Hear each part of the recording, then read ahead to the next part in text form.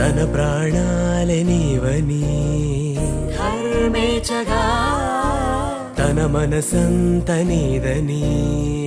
అర్థేచగా తన వలపంత నీకని కామేచగా